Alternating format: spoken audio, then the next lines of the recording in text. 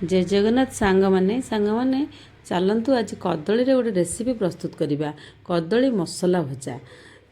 देखु कदली फास्ट आम चोपा तक छड़ेदेबा।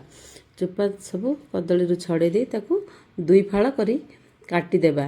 ये गोटे गिनार कि पानी दे हलदी टिके भल भाव धोईदेबा। एबे 2 चम्मच कॉर्नफ्लोर नबा आ 2 चम्मच बेसन नबा। 2 चम्मच कॉर्नफ्लोर 2 चम्मच बेसन आ स्वाद अनुसार लुण पकेबा। लुण पकई कि हलदी गुंड आ काश्मीर चिली हाफ स्पून दे भल भाव मिसईदेबा। एबे पानी दे मिसईदेबा। अदा रसुण आ कंचा लंका पेस्ट पकई भल भाव गोले देखु केते सुंदर भाव गोले देली। एबे एथिरे कदली सब पकईदेबा। कदली सब पकईदेली। देखु एबे गोटे पैन बसैबा। पैन रे किछि तेल दे तादरे आम कदली सब मसला भजा करिबा। देखु कदली सब देदेली। एबे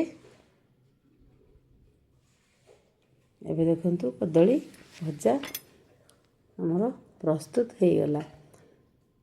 देखु केते सुंदर कदली भजा प्रस्तुत होइछि।